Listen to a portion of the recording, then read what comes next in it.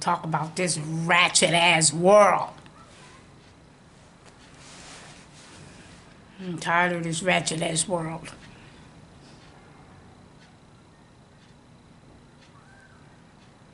Yeah? I'm tired of this ratchet ass world. People, no matter who they is, I don't give a shit.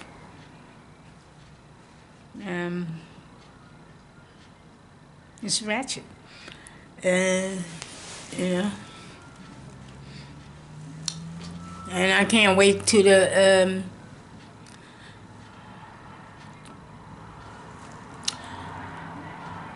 I don't know. I think this is a wretched ass world, man. I don't particularly care about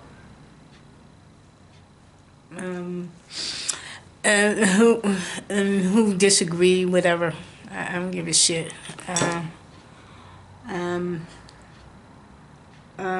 You know, because I think there is a lot of stuff that's going on in the world, and I don't give a shit about it. I mean, about this wretched ass world, man. Not really. Not really. I don't give too much shit about it. Because it's a lot going on, man.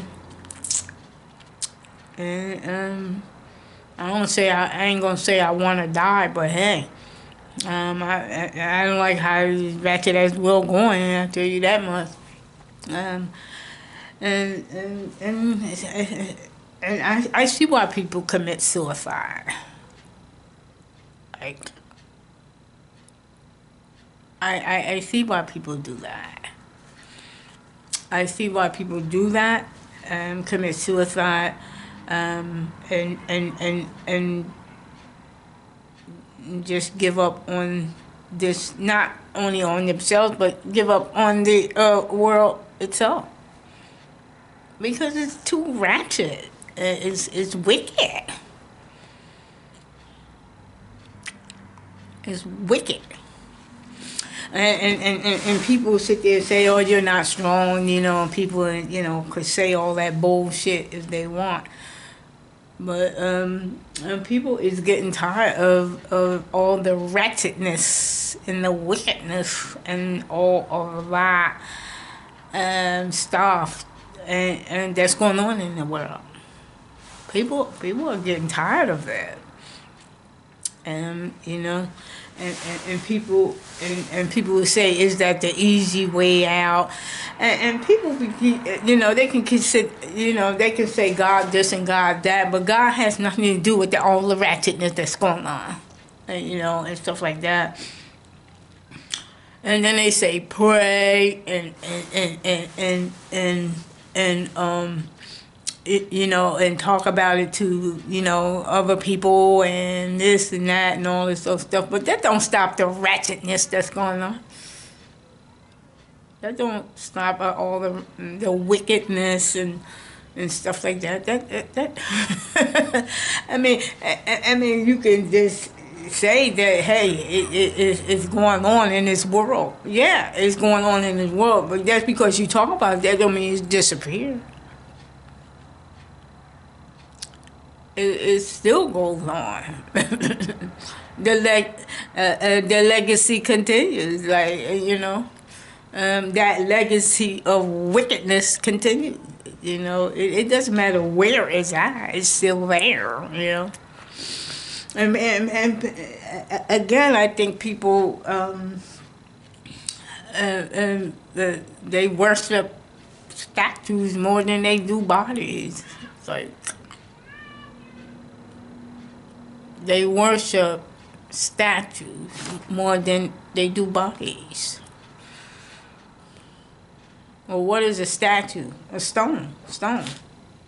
Or anything that's is anything that they bow down to, you know, and shit like that. Statues made of stone, and they sit down and they bow down to them, and you know, and pray and all this old stuff, and people treasure that more than they do human bodies.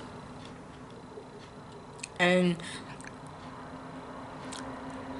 I remember, you know, I think one of the 10 Commandments or two of talk about the graven images and how we bow down, you know, to graven images and stuff like that, and worship them and put them statues in their homes, you know,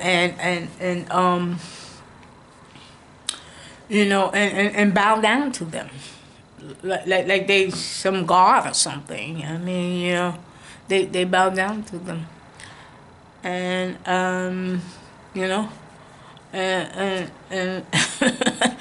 you know, and you know, but I think people look at them as some god or something, you know, more than they do God Himself that's sitting on the throne, you know, and stuff like that. So you know, and then they just worship that old dirty rag that's sitting up there in New York City. I mean, come on, man. That dirty rag that got his hand raised. That Statue of Liberty. What does that Statue of Liberty really mean? I mean, like, what does it really mean? You know, people would say, well, it's a statute limited to freedom. It means freedom. Everybody free to come and free to do.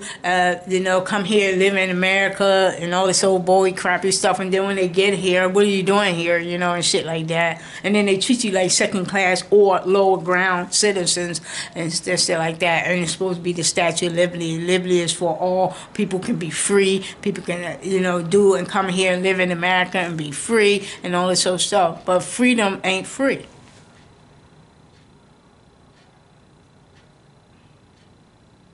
But freedom ain't free. You know, and stuff like that. And they sit there and tell people that. But that Statue of Liberty, I mean, who is that Statue of Liberty represented? I mean, like, who is that for? You know, a lot of people I know don't even believe in that motherfucker that's sitting up there in New York City. You know, and stuff like that. But a lot of people bow down to it. They say the Statue of Liberty and all this old stuff, and they believe in that statue. And you know, and all those statues that they were trying to tear down and all this, they believe in all that stuff. Well, it's been passed down through the centuries, and they were people at one time, and shit like that, and they still bowing down to it. You know, those statues. And stuff like that, but the Statue of Liberty, liberty for who? Liberty, I mean, liberty is supposed to be like freedom. You can come here and live and be treated like human beings, but are we really treated like human beings? Well, are some of us treated like human beings? Is only some people treated like human beings? But again, you know, what does it really mean? I don't think it means. I think people should tear the Statue of Liberty down, because it doesn't really mean a lot to some races. It really doesn't. It means it means something to some races, but not to all.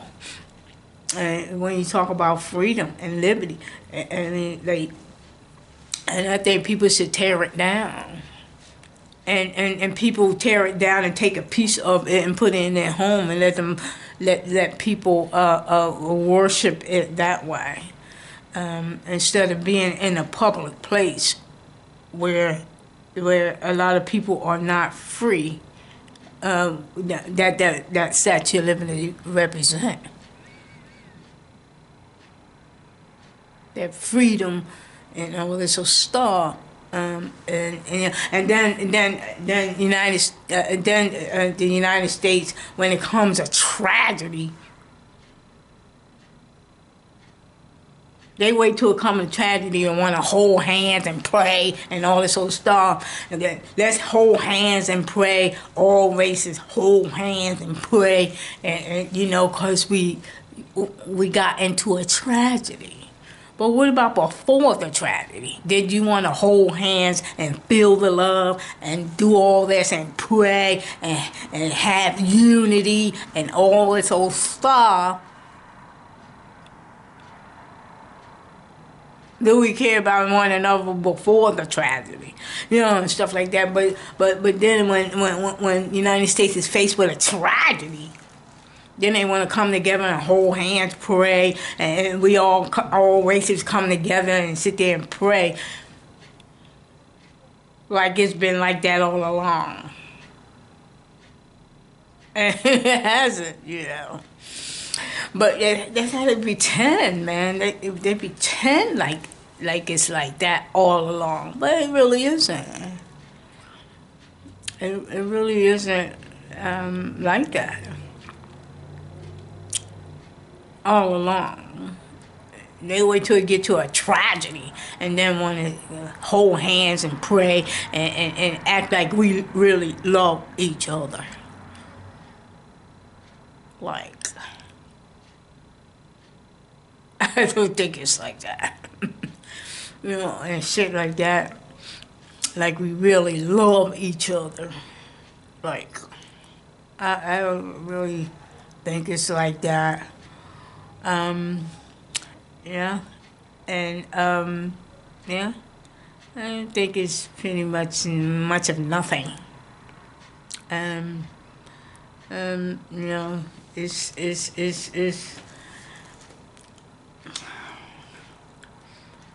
whenever the judgment day for all of us, we'll probably see that God will deliver the civil rights at that point. His civil rights at that point. It's not about America's civil rights, because it's civil wrongs for some races. So it is not about dissing out civil rights to everyone. It's not about that. And if God is fair and love everybody, then God has His own civil rights, and He'll issue them out at the judgment, and stuff like that. Because I don't think blacks will get, or even other races will get, the civil rights they deserve, here in America. Because they think civil rights is civil wrongs for blacks and other races, and stuff like that, and it creates anger. It creates separation. It's two societies, one for whites and the other one is for blacks, Hispanic, and Chinese. It's two societies. When it comes to race and all its problems, and it's like two societies, and I don't think it's ever going to be fair. I don't think it'll ever be. The race and all its racism and all its problems will never be fair. I don't think that will change, or we become as one and all that. I don't think it's like that. I don't think it'll ever be like that. And much as people talk about the Bible and all this stuff, some people don't even believe in the Bible, let alone Jesus. So, so they can say that, and I believe that some people do believe in the Bible and do live by it and stuff like that. But others that, some people don't even believe in it, let alone Jesus going to the cross. Some people don't even believe in that. And so, it's and it's always caused wars. That's all we have is wars, and wars. More wars and wars. It's not just wars and with other countries or whatever. It's wars in the United States itself. All these wars right inside of the United States is a bunch of fucking wars. And shit like that. Democrat, Republican crap.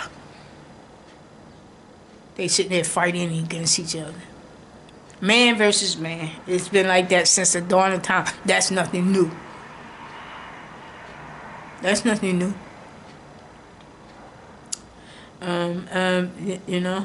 That's nothing new. And they act like it's something new. I mean, they keep talking about that Democrat, Republican crap. Men been fighting against each other since the dawn of time. They disagree, since the dawn of time. That's nothing new. They act like there's something new. And they go right, left, Democrat, Republican crap, and all this sort of crazy stuff. And man been fighting against man since the dawn of time. That's nothing new. That's nothing new. About what's going on, and stuff like that. It's like a bunch of wars right here in the United States. I ain't talking about United States fighting overseas and all that old crazy crappy stuff. No, I'm talking about right here in the United States. Wars, and more wars. And I don't think it's going to ever end, and stuff like that. All kinds of wars, like that. Right here in the United States, all kinds of wars. We have all kinds of wars against each other. Like that. It's all kinds of wars. And where's the peace at and all that? I mean, we sit there and run over and try to save Russia and this, that, and the other and shit. We got problems right here that we still haven't dealt with. How you gonna save somebody else and when we can't even save ourselves? What about saving ourselves? What about taking care of business right here in the United States instead of running over there to Russia or Ukraine trying to help them when we can't even help ourselves over here? We got a bunch of problems right here in the United States that we haven't even dealt with yet. And we want to run over there and help Ukraine. And here, Russia got bombs all over the place. And they don't care nothing about United States bombs.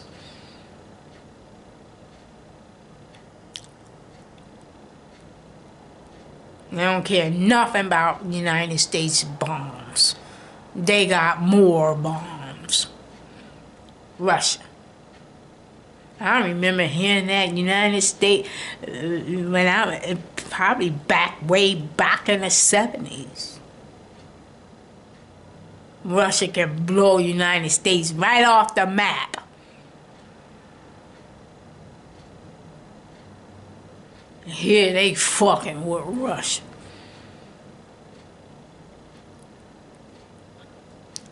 Russia wanna, I ain't saying Russia doing right by going over in Ukraine, but how can the United States have had their hands already in a cookie jar when and what about having solving the cookie jars over here?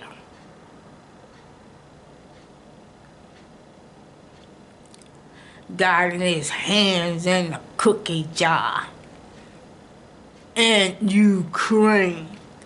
What about the cookie jars over here in the United States? Solve some of the problems here. Well, we gotta run over there and solve their problem. I mean, they probably need some help. I'm not saying the United States shouldn't do that. But hey, can we solve some of the problems that we got here?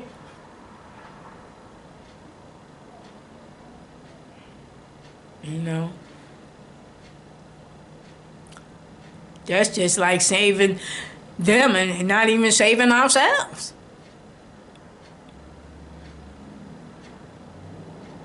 We're going to save Ukraine, but we can't save ourselves. What kind of shit is that? What kind of shit is that?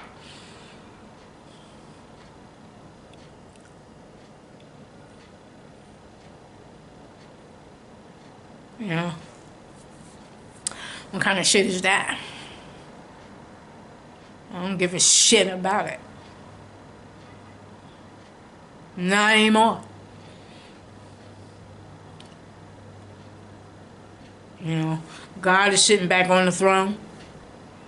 I mean, God gonna do his thing, whatever, in his time, whenever he feel like it, whatever.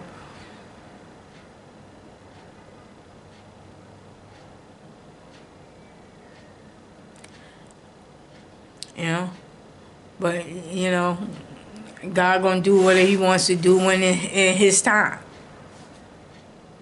But in the meantime, can we do something?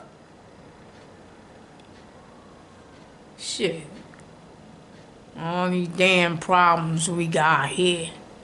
And we can't even solve this shit right here in the United States. But we can go over there and try to solve their fucking problems.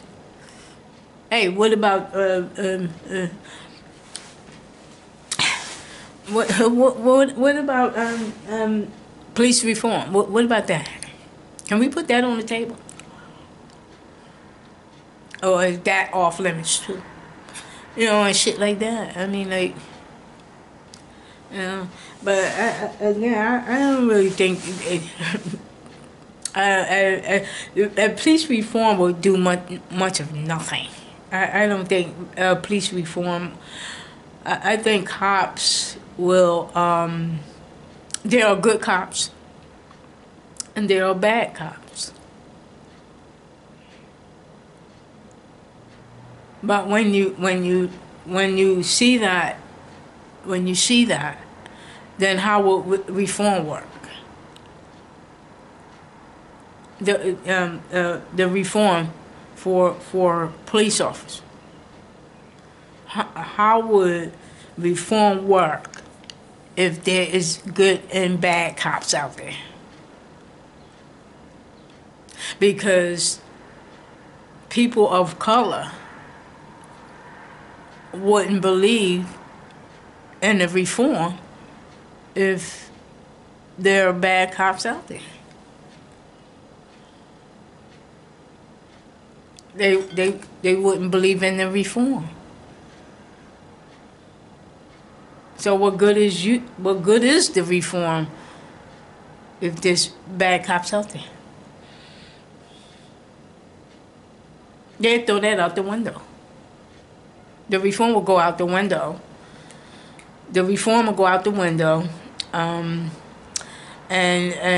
you know, and then they would not believe in police officers. And I believe that some people believe that there are good cops out there, But in others, the people won't believe that they're all cops out there are good, and so they wouldn't believe that all cops are out there that is good, and so the reform will go out the window. Like that, because they see how some cops that use their badge, baton, and their gun as weapons, and stuff like that, and so they wouldn't believe in the reform, nor the police department, all across America and overseas. But the thing is that,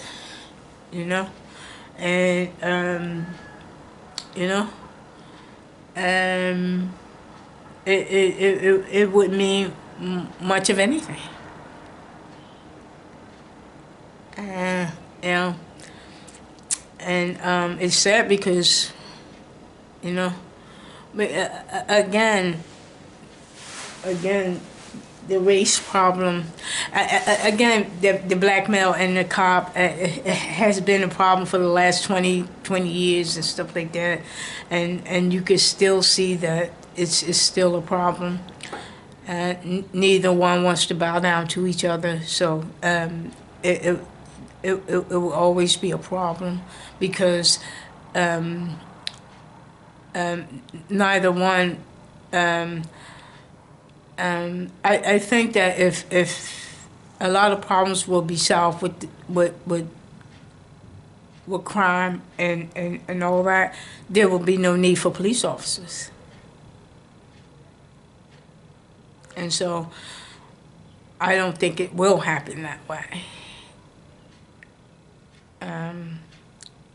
I don't think it will happen that way where there's no police officers on that works for the police department, because there's going to be crime somewhere, in some way or some form or whatever. But I still think that the black male and the police officer is going to always be going at toe to toe, and got their boxing matches.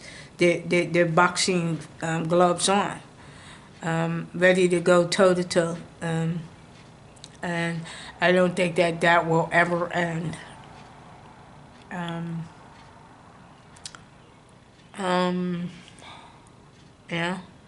don't think that will ever end.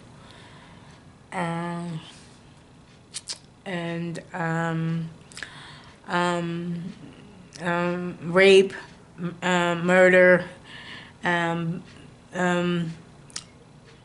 rape, sexual assault, sexual predators. I don't think that that will go away. I don't think that will go away, because sex, money, and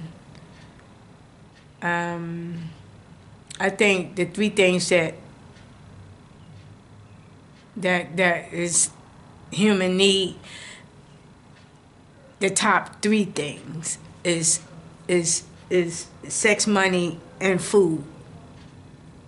Because of course we need hospitals, of course we need stuff like that, but those are the three things that human is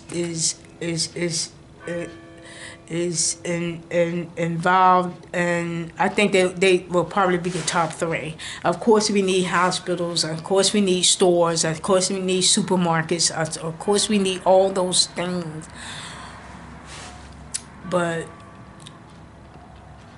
sex, money, and food is the top three. And because sex it comes in all forms. The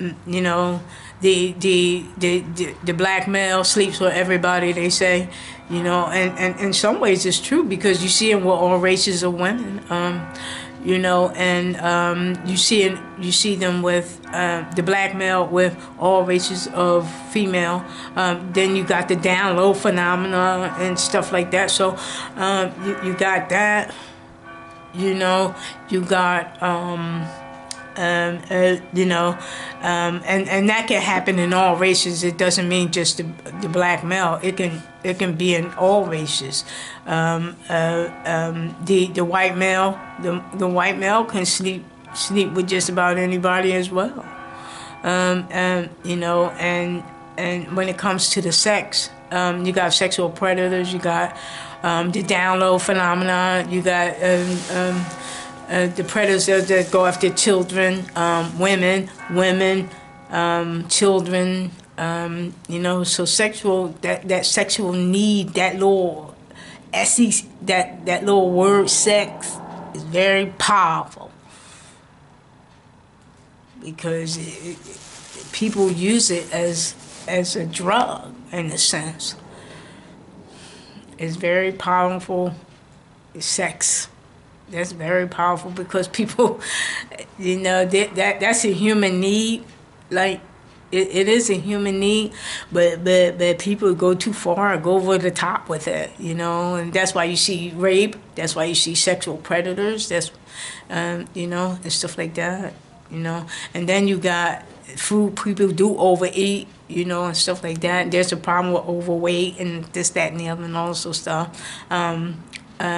You know, and stuff like that, all kinds of health problems with that. But and then you got money.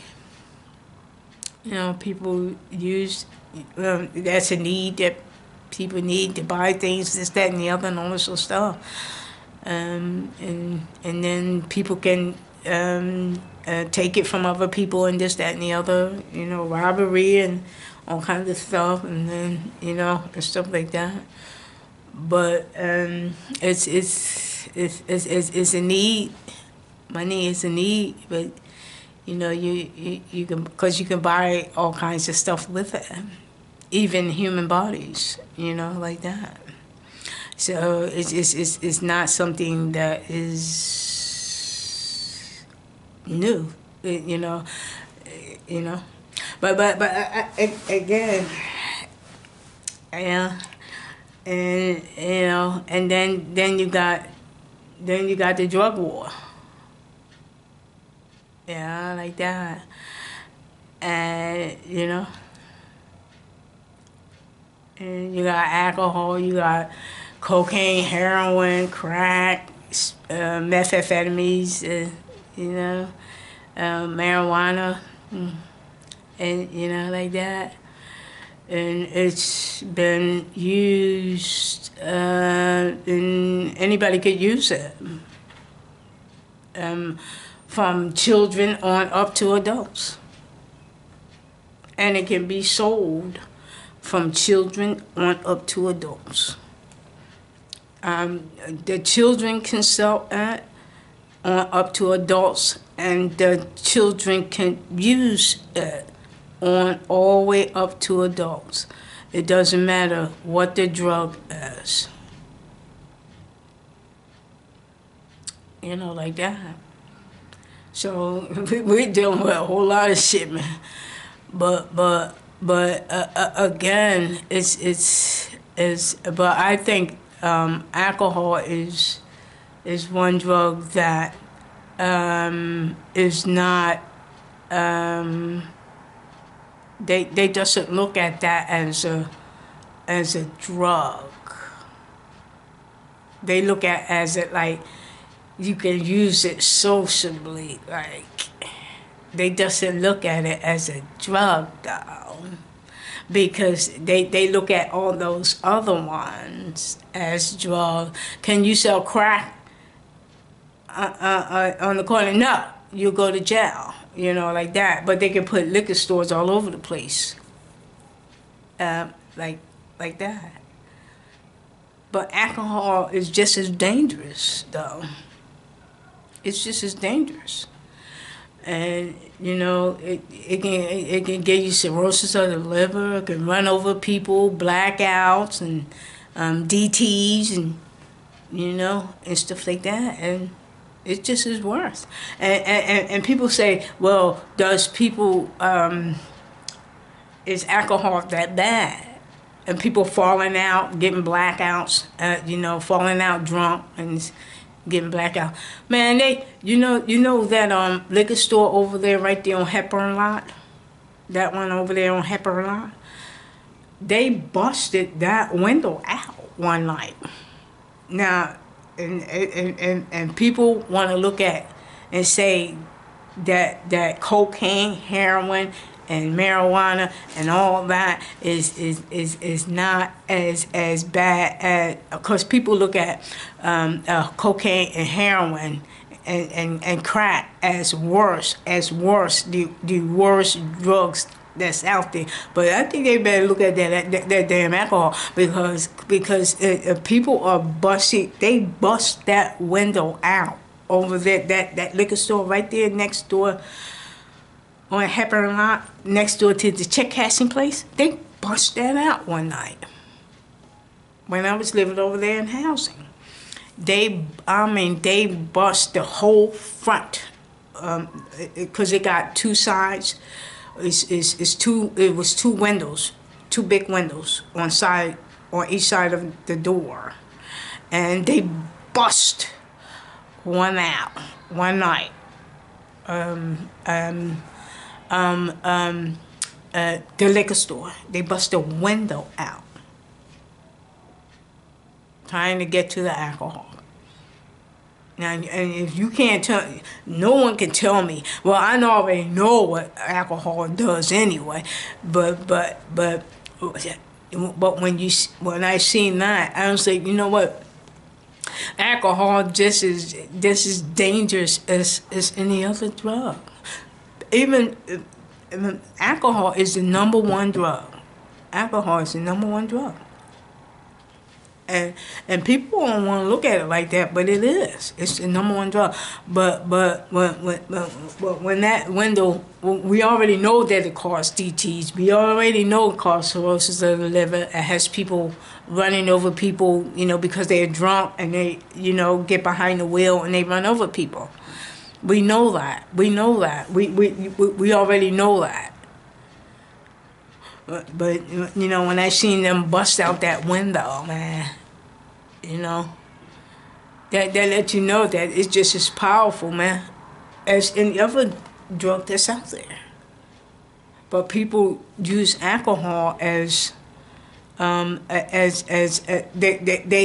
look at it as a social thing. It's not something, that people can really. Of course, you got alcoholics. You do have alcoholics. But I think that people look at alcohol as a social thing. That go ahead, go celebrate. Take a drink, go celebrate, and shit like that, because, people look at it as a social thing. Or they go to parties and they got booze out and about for people to get a glass and drink some booze, and stuff like that, because they look at it as a social thing. But it's just as dangerous as any other drug, though. And I'm not saying, because you do got people who can pick it up and put it down. You got people who can take a drink and just put it down. Then you got other people who can pick it up and never put it down, like that. But it's just as powerful as any other drug, is what I'm saying. But I don't think people look at it like that. I don't think society look at it like that, because you got them all over the place. You can sell that. But soon as somebody ready to sell crack, cocaine, and heroin, they say, you can't do that. You can't do that. Like that. They said, no, you can't do that. That's illegal. But they can sell that in liquor stores. They can sell alcohol in liquor stores. And that's just as dangerous. That is just as dangerous as cocaine, heroin, and crack. and and they look at alcohol differently, and and they should not look at it any different, man, because it's just as dangerous. But I think they accept alcohol. Society accept that as a social thing. But it's just as dangerous as any other drug. You know, like that. You know. And, you know.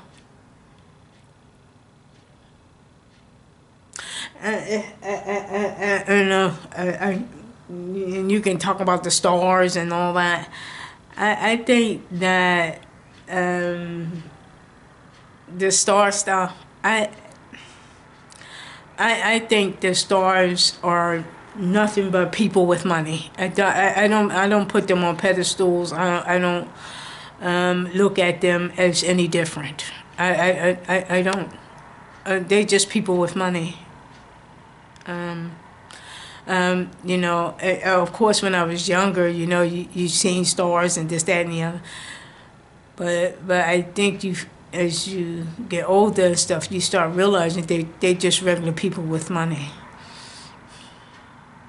And of course they got gifts or whatever their jobs are, singing, acting, comedian, whatever, movie star, whatever.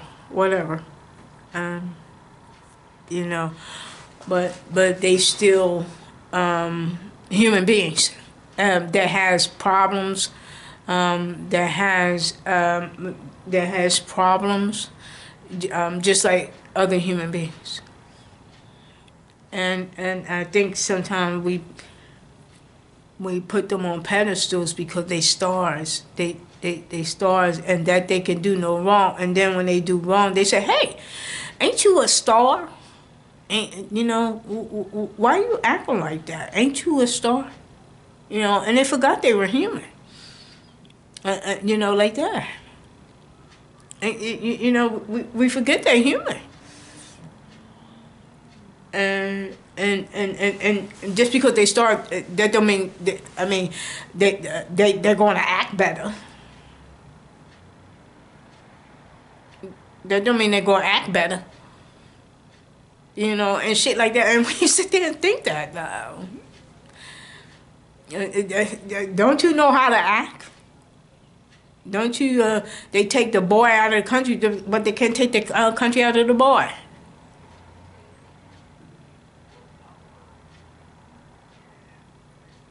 You know, or they can't take the person that whatever background you lived in.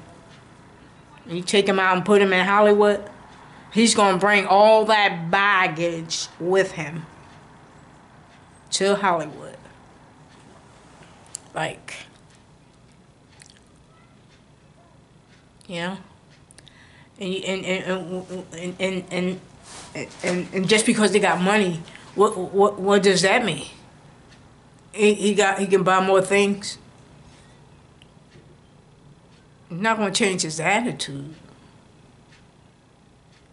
I mean, he can probably still live the same way he lived before he came to Hollywood. He just got money.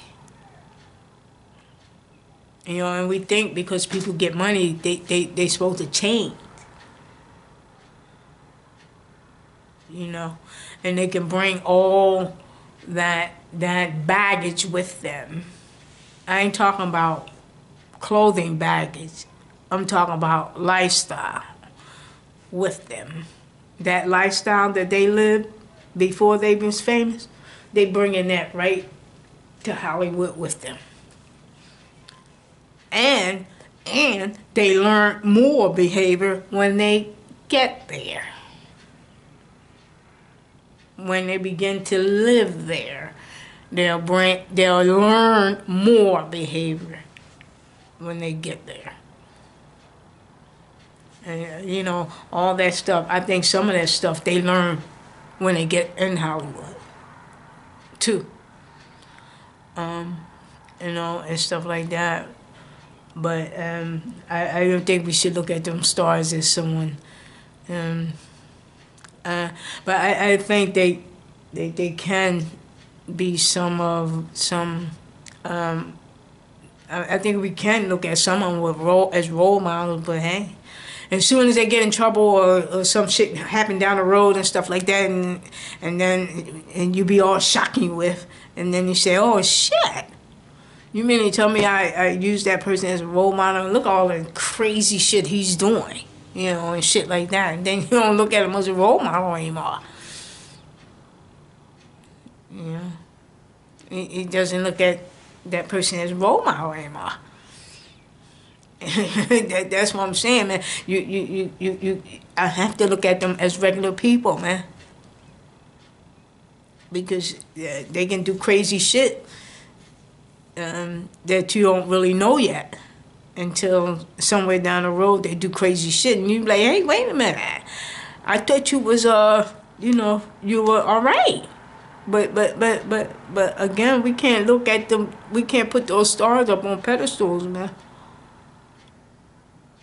because they just as human as you, or worse. And we think that because they have that money, they're supposed to act better, but they can. Some of them can act just as crazy with that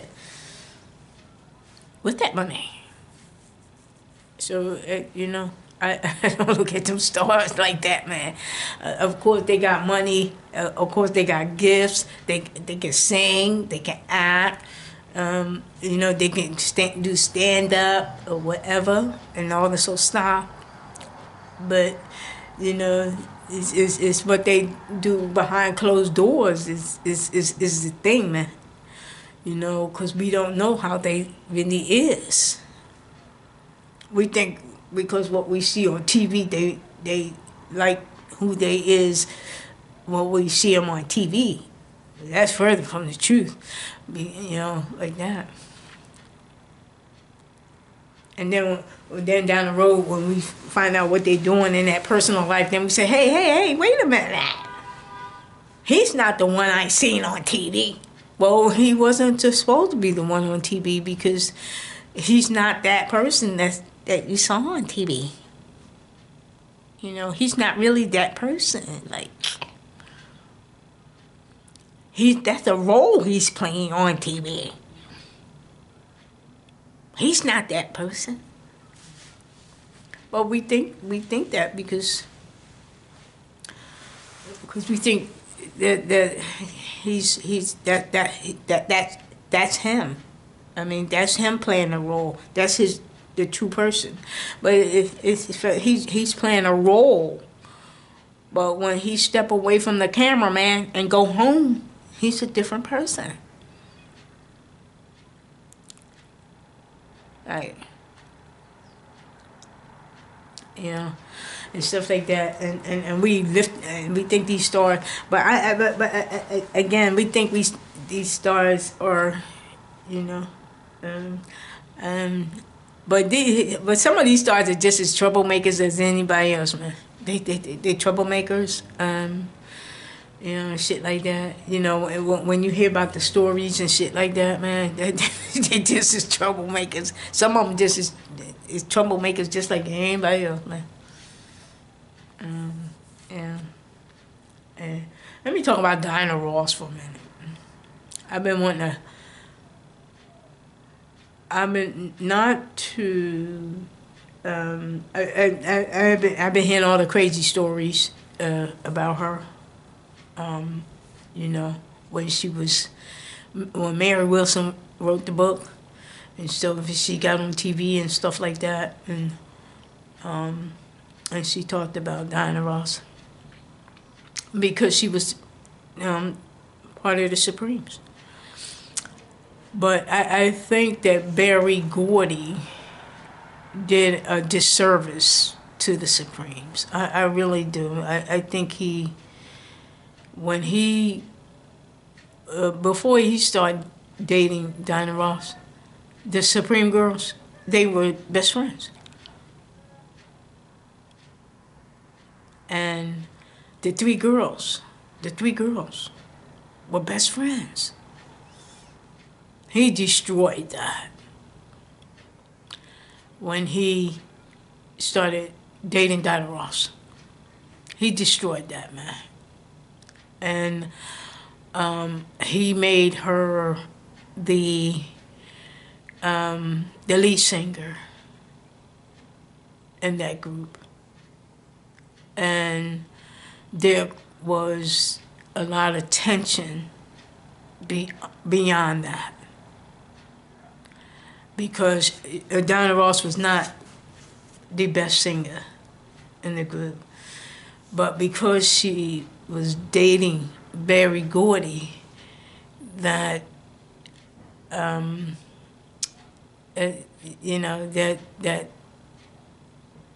he made her the lead singer, and because he did that, he caused tension in the group, and Florence and Diners and all that. I mean, it just caused tension in the group, man. And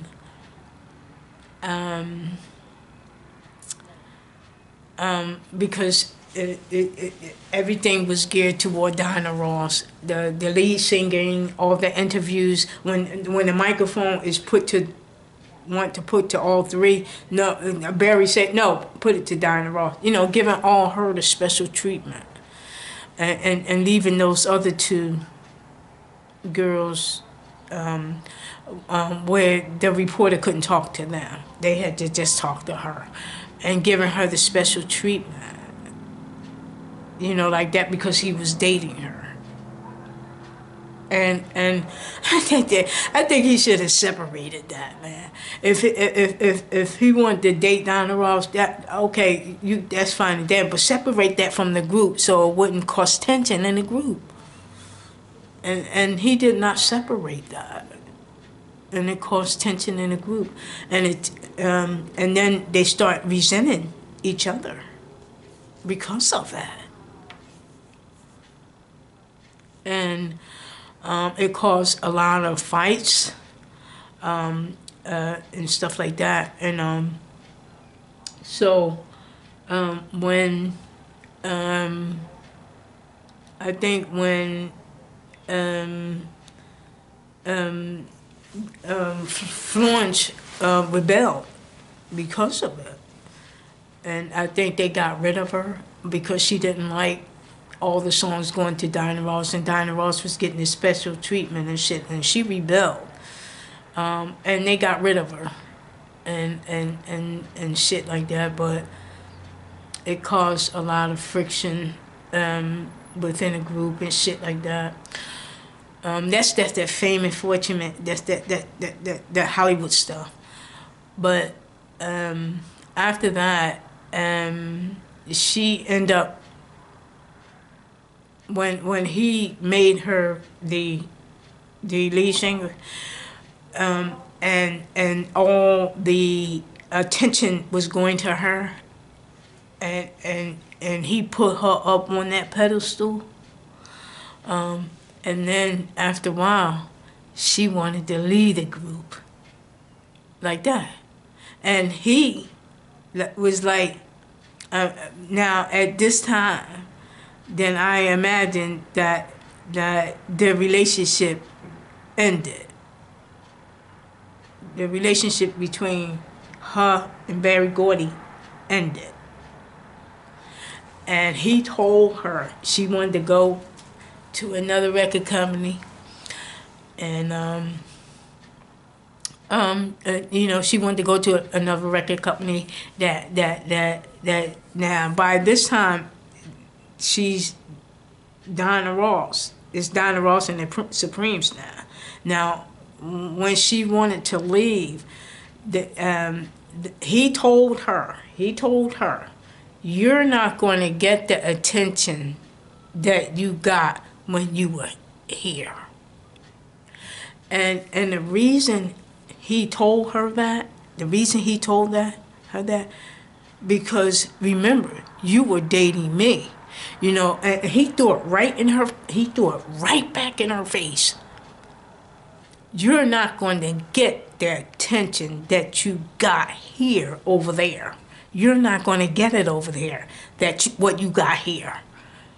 You was dating me, remember? And he threw it right back in her face, you know, to let her know that I'm the one that made you the star, remember? So you're not going to get that attention that you got here over there. You're not going to get it. And he threw it right back in her face. And like that. He threw it right in her face. Because at this time, he's no longer with her. He's no longer boyfriend and girlfriend now. And she's getting ready to leave Motown. And he told her, remember, you're not going to get the attention that you got here. Remember? Because you were dating me, remember? So you're not going to get the attention over there that you got here. You were dating me, remember? And I was the one that made you the star. Remember? You know, and he threw it back in her face. You know, like that. You know, because all the attention that she got, you know, at Motown and shit like that. And so when she was getting ready to leave, he threw it right back in her face. I'm the one that made you the star of the Supremes, remember? And he threw it right back in her face. At first he was admiring her and all this old crappy stuff when he was dating her. And then when he's no longer with her ass, hey, you gonna leave the Supreme? Well, guess what? You're not gonna get the attention that you got here when you go over there. I'm the one that made you a star here. I'm the one that made you the lead singer of the Supremes. You're not going to get the attention that I gave you over there. You're not going to get it. You know, like that. And he threw it right back in her face. And so when she leaves, they give her, the record company, the new record company she went to, they gave her $10 million up front. Now mind you, because here's where Berry Gordy deceived the public. Because he made her the lead singer, it looked like Diana Ross was singing those lead songs and all that stuff. It looked like that she was selling all those records. But they forgot it was two other girls standing right beside her. Like that. The Supremes were 3 girls, not 1. And so when she went over to the new record company, they gives her $10 million up front. And because they think that Diana Ross was the one that was selling the Supreme records. But they forgot it was 3 women standing up there. Diana Ross was not standing up there by herself when she was singing with the Supremes. It was 3 women there. So when Diana Ross gets to this new record company, they gives her $10 million up front because they think that she's going to sell all these records that she did over and when she was with the Supremes at Motown. And again, Berry Gordy told her when she got over there that she's not going to, you know, you're not going to get the same treatment over there. So when she gets over there, they gives her the $10 million up front because they're thinking that they is going to make that $10 million and more off of her because they think that she was the one that was selling all the Supreme's records. They think that she was the only one that was doing it, not the other two girls that was with her.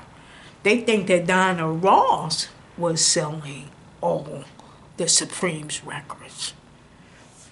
And so when she gets over there, they got a rude awakening.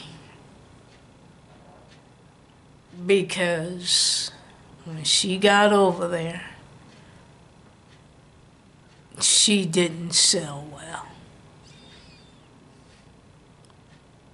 And they forgot that it was 3 women standing up there when she was singing with the Supremes. Diana Ross wasn't by herself. It was 3 women. And Diana Ross got the reality check too. Because when she didn't sell well, they said, hey, wait a minute. We thought you were going to sell well because wasn't you the face of the Supremes? Wasn't you the one that was selling all those records over there in Motown? You know, and shit like that. And they were deceived about that.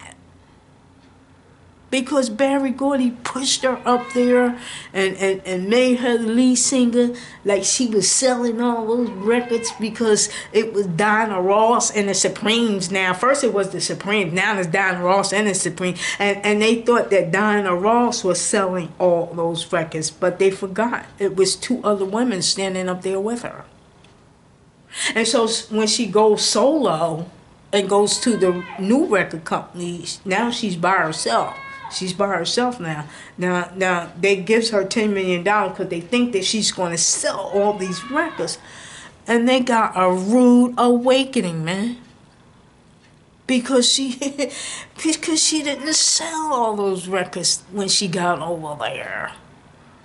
And Barry Gordy told her, you're not going to get that same treatment that you got here when you get over there. And he told her before she left. Because he's like, hey, I was the one that made you the lead singer here at with the Supremes. I'm the one that did all this stuff. Because I was dating you. And then when you get over there and you go solo by yourself, let's see if you're going to sell all those records that you sold over here since they made you the face of the Supreme. And Diana Ross got a reality check when she got over there. Because she wasn't selling all those records, cause they put Diana Ross up on this pedestal like she was the face of the Supreme, like she was the one that was selling all the records and forgot that there was 2 other women standing beside her. And when those 2 women left, well, so did the sales. When the 2 women left, when she left those 2 women, the sales went down. She wasn't going to sell, like she did with the Supremes. But they thought that she was going to do it because they had renamed the group Diana Ross and the Supremes. And then when Diana Ross go by herself, they expected her to sell all these records and all this old stuff. And when that didn't happen, that record company got a reality check that they lost all that money.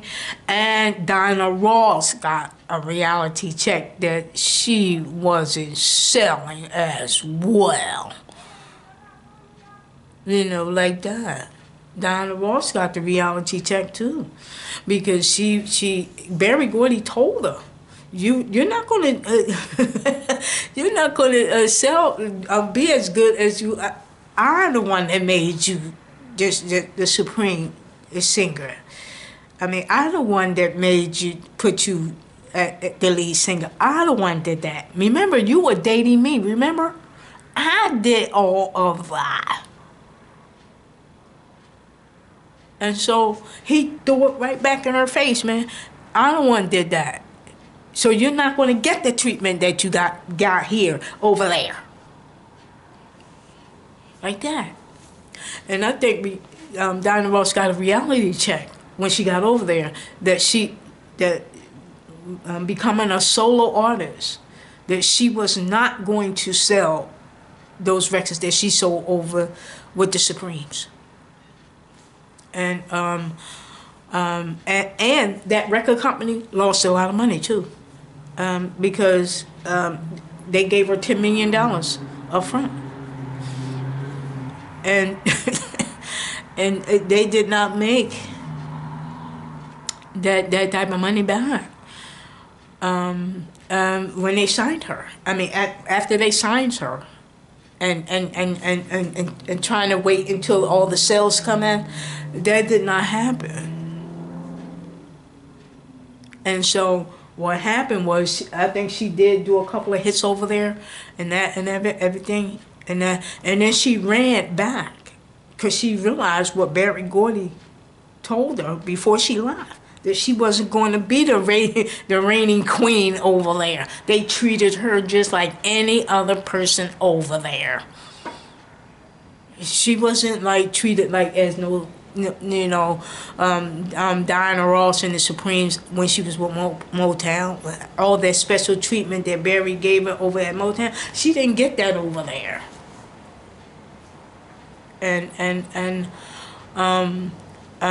When they realized that she wasn't making all those record sales and stuff like that, they dropped her. And she ran back to Motown, right? She ran back to Motown. When she ran back to Motown, Berry Gordy was selling Motown at that point. He was selling it. I mean, because Berry Gordy got older, and he was selling it. And they did not, when she went back, they did not want to give her a record contract. I'm talking about the new owners that's get ready to buy it from Berry Gordy, did not want to give her a record contract. Because they were more interested in the records that she made with the Supremes. They was more interested in that catalog. They wasn't really interested in anything new from Diana Ross. And Berry Gordy wanted them to give her a contract before he sells it to them. He wanted them to give her a contract, but they wasn't really interested in giving her a contract, not a new contract. They wasn't really interested in doing that. They did it to see what it was like or whatever. But she didn't. I think she did do a couple of hits with that, but it wasn't like a whole lot of sales and stuff. They was more interested in the records she made with the Supremes because that was still selling. The Supremes records, that was still selling. They was more interested in that, and so Berry Gordy did sell it, but I think she made a couple of hits with that, and then I don't think that she stayed there very long after that, because they really, when you become a superstar and this, that, and the other, it doesn't matter like how many years you've been with the Supremes, how many years you've been by yourself. If you're not going to sell records, they still drop you. I don't care how much superstar you is, how much records you made in the past, how much all that stuff. That's nothing, man. If you're not going to sell records, they will drop you. It doesn't matter how much superstar you is. It doesn't matter who you is either. and I think she made a couple, hits with that, but when she went back to Motown and the new owners got it, I think she made a couple of hits with it, but I don't think she stayed very long with that, because it wasn't, I mean, you gotta stay on the chart. I don't think she sold well here when she went solo. I don't think that she sold well here. I think she sold well overseas. I think she sold well overseas. She sold more overseas than she did in the United States. And I think part of it has to do with the past. The past. Because of what happened with Flo and the Supremes, how Berry Gordy tore the group up and shit like that, and because he was dating her, and the fans reacted. Some fans reacted to that because of what happened to Flo, and how she treated those women, and what went on at Motown while she was dating Barry. And I think when the fans found out all this old stuff, when Mary wrote her book, I think the fans reacted to that, and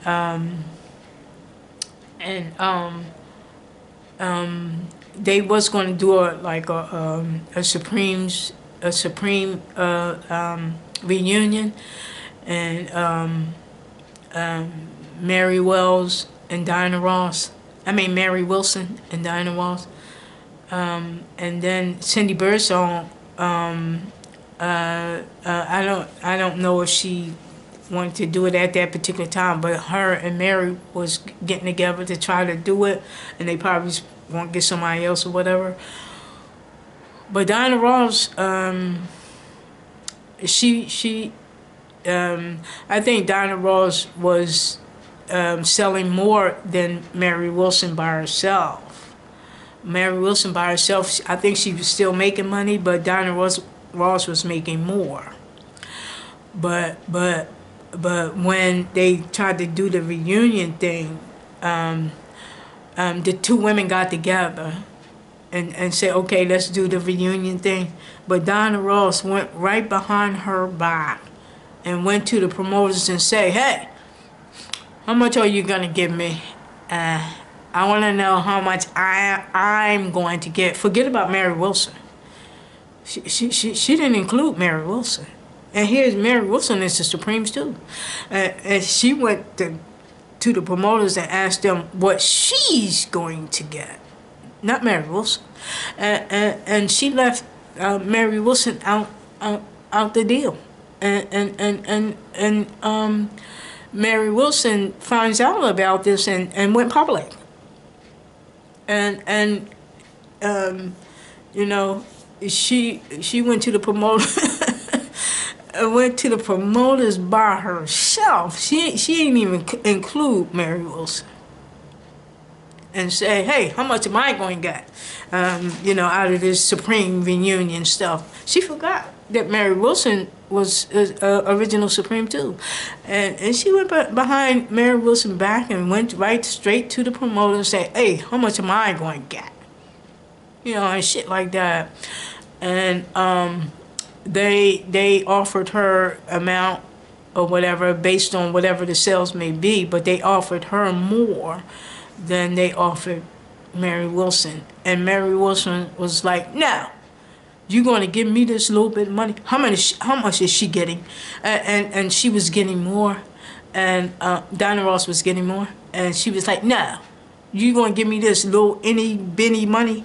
And my life was the Supremes too. I was a Supreme longer than she was, and you want to give her more? And she's like, no. And she went public and told the public. And Mary Wilson went public and told the public how much that Donna Ross went behind her back and went right to the promoters and asked her, how much are you going to pay me? Not her and Mary. I could see if her and Mary went to the promoters, both of them went to the promoters. No, Donna Ross went by herself and said, how much are you going to give me? Not Mary Wilson, me. You know, and shit like that. I mean, Dinah is something, man. I think if both of them had went together, they would probably made a decent amount, both of them. But she went by herself, and the promoters went with her to her. Mary Wilson with a little bit money and paying and was going to offer Diana Ross all this money. So Mary Wilson finds out about it and went public and told the public, you know, that she went behind her back and shit like that and shit like that. And what happened was Mary Wilson said, no, I'm not doing a reunion tour. Forget that. This is my life. I've been the Supreme longer than she have, and you want to give her more, you know, and stuff like that. But again, Donna Ross was slick, man. She's slick, man. I mean, I think that both of them went to the promoters together, but Donna Ross went behind her back, man. But Diana Ross is something, man. But again, and that like really like canceled the tour. Like, I mean, it literally canceled the tour with the original members, and so she tried to, and Diana Ross tried to went and took two other. She tried to get two other women to go to do the tour.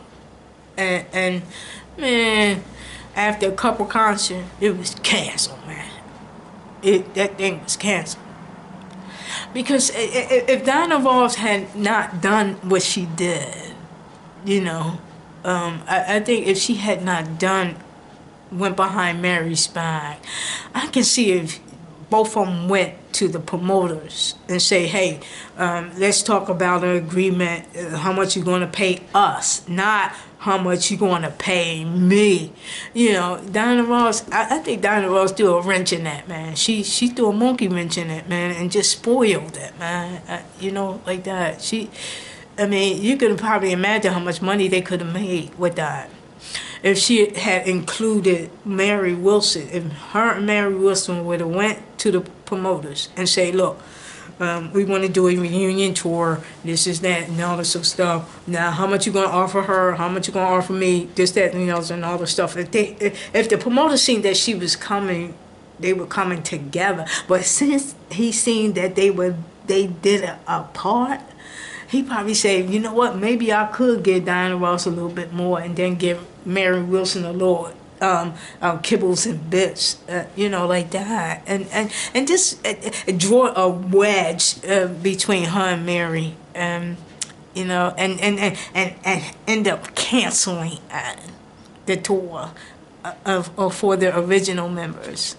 And then she tried to be slick and go get two other members. Try to do a tour. Diana Ross tried to get two other members and do a tour. And after a couple concerts, that was canceled. The tour was canceled. It wasn't. It wasn't going to. It didn't amount to much of nothing. Cause she threw a monkey wrench in there, man. And it's always been said that she was something. Yeah, Diana Ross was something. You know, you know, she was something, man. And not just at that particular time. I'm talking about throughout the Supreme period. From the Supremes all the way up to that point. And you know, when you listen to, when Mary Wilson talked about, you know, her behavior and shit like that, and Florence Ballard had her in the room ready to whip her ass, you know, and shit like that. I mean, cause she starts shit, man, and you know, but Florence Ballard, man, you know. But again, she always did kind of stuff, man, and made people, you know, dislike her, like, you know, and stuff like that. But you know, but I think that she does have fans.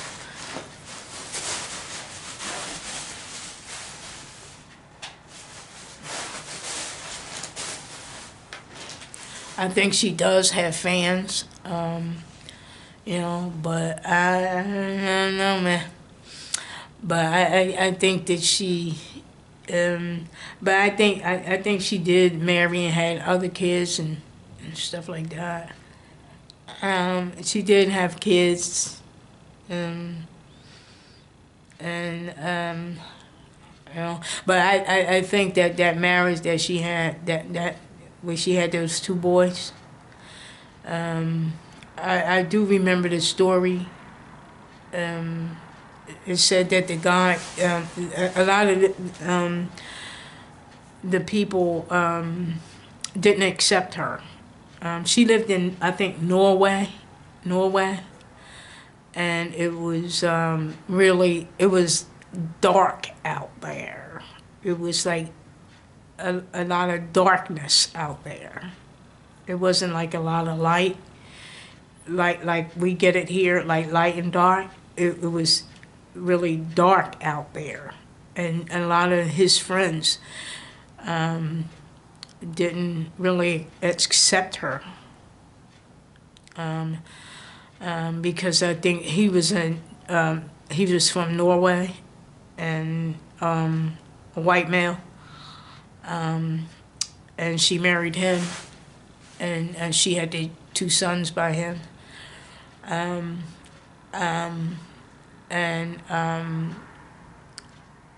she said it was dark out there, a lot of darkness out there. And but I think that when she I noticed that she married a lot of white men. And that's her business. But I think she married that guy from Kiss, and I mean, I think she went with the guy with Kiss. I don't think I'm not sure she married him, but he was with Cher first, and she started dating him, and he went right back to Cher. And she finds out about it, and she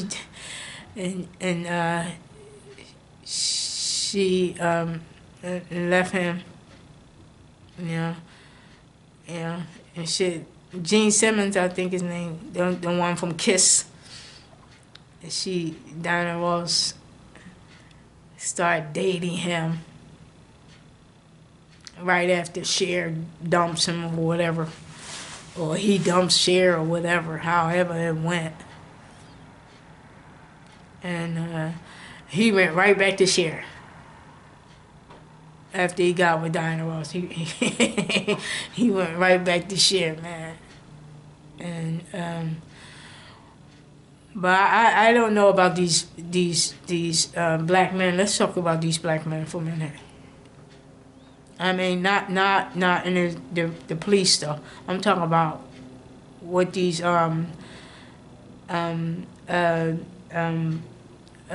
white, black, white, Chinese, Hispanic women. I don't know. You know, that's their business if they want to do that. But what you do notice is that they run to, the black men are running to those mostly white women, and a lot of them you'll see, white women, the famous men, the famous ones. You'll see white women. You'll see them.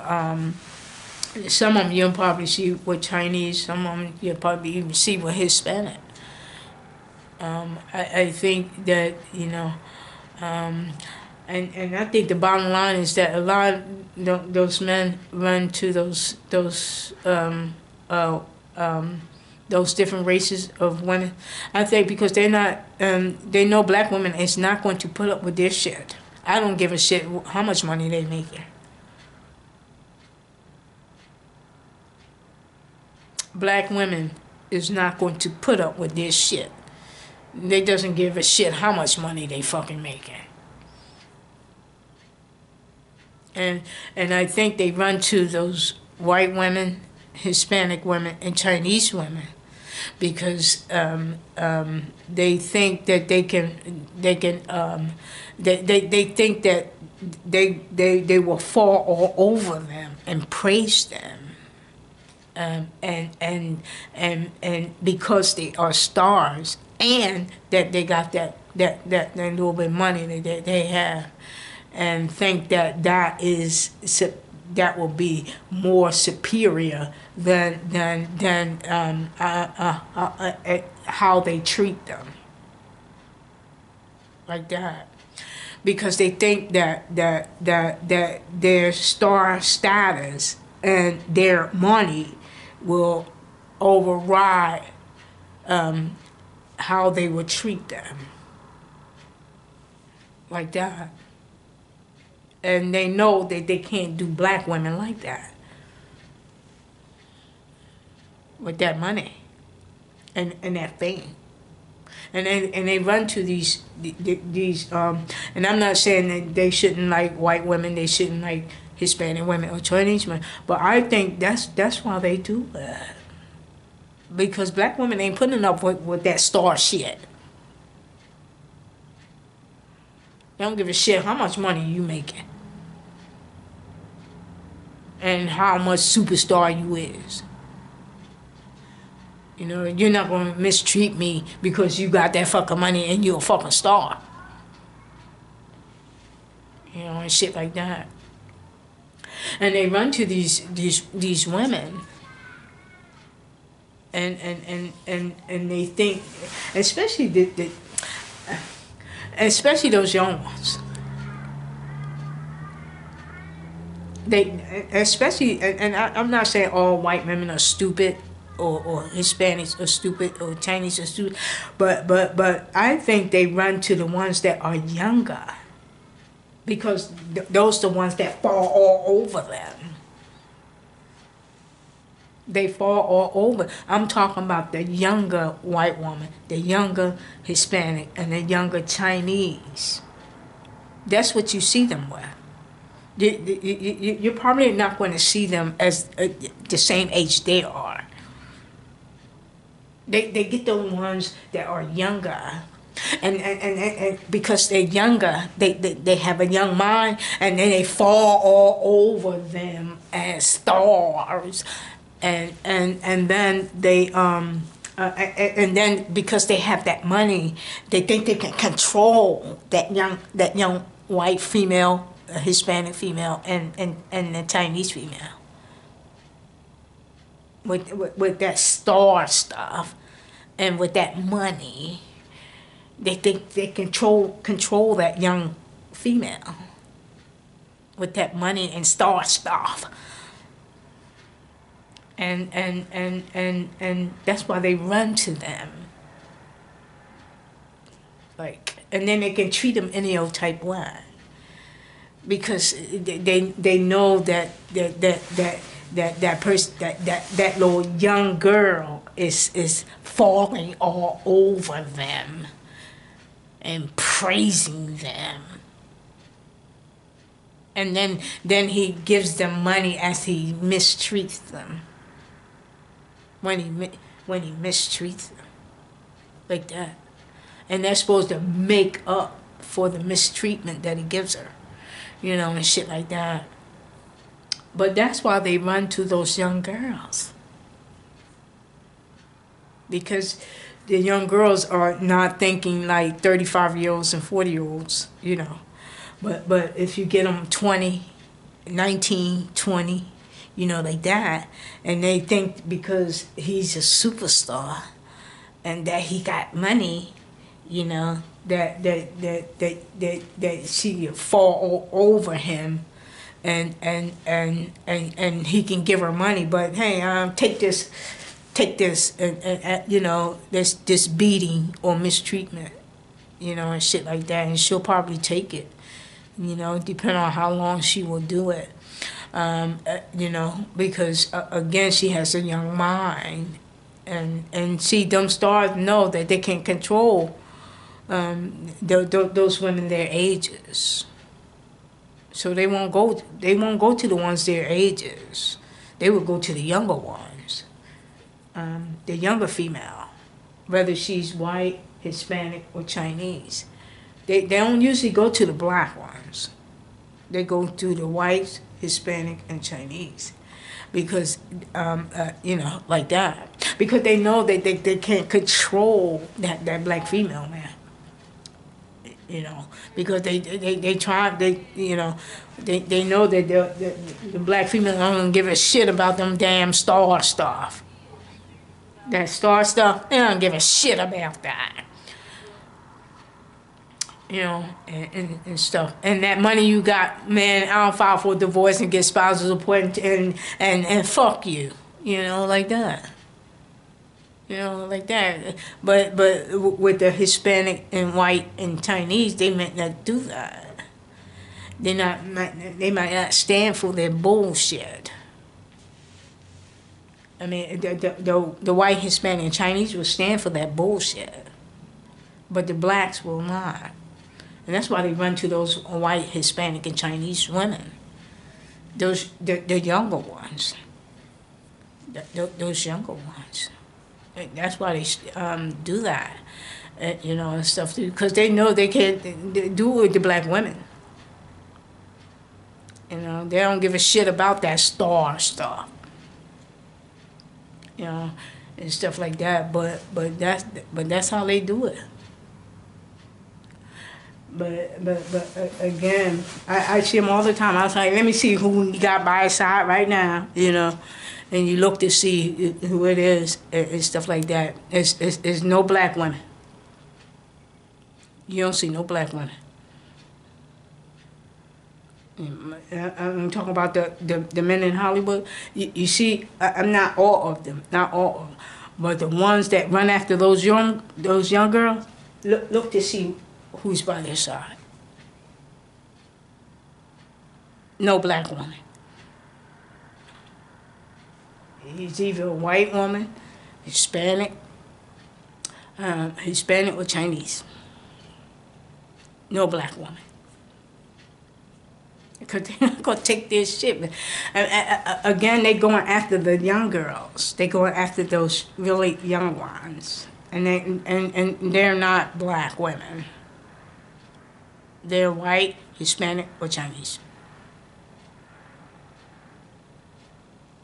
And that's how they do it.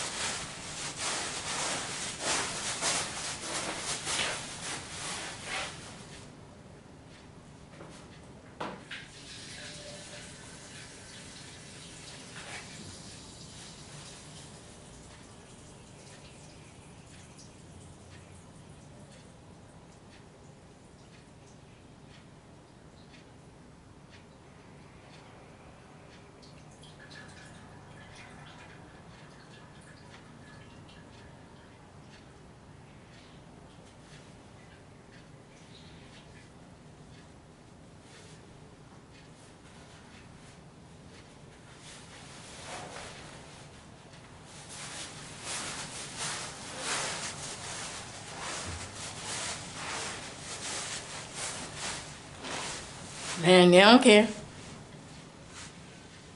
They don't care. But again, man, they don't hardly care about that, man. But that's how they doing it. And you know, that's how they doing it. I'll be like, more power to them, and I'm not judging them if that's what the fuck they want to do and shit like that. But I think that them girls need to realize is that don't let them fucking men control them with that money and that fame and that fortune and shit like that. You know, when they get with those young girls. I hope those young girls realize what the fuck they trying to do is to control her with that fame and fortune that they have and shit like that, and try to manipulate them because of the fame and fortune and shit like that. And that's how they do it, and that's why they run to those young ones. Because the young ones that have a young mind and they not really thinking, they just coming from under mother's roof and shit like that, and don't really know much about life, and they get they go get those young ones, and and they think because they stars they falling all over them and shit like that, and that young female is probably really not thinking, you know. But some of them leave them when they try to control them, you know, and stuff like that, and they doesn't want to be controlled and shit like that. Some of them leave early too. I seen a couple of them, they leave. Because that male, he tried to control her, based on you know, his fame, his fortune, and shit like that, and all that stuff. And she's like, hey, I'm not putting up with that shit, and left him, you know, and shit like that. And she was a black female, and she was young. She said, hey, I'm not putting up with that. Black women ain't putting up with that shit. They're not putting up with it. And so they, next thing you see him, he got more Chinese women now, you know, on his hip, you know, because black women ain't putting up for that shit, man. Black women is not putting up with their shit, that fame and fortune that they have. They're not putting up with that. They're not putting up with that, you know, but again, I don't know, you know, but again, they think because they got their fame and fortune, and they can treat the women any type of way that they want, you know, and shit like that, you know, they can treat it any type of way that they want, you know, and you know.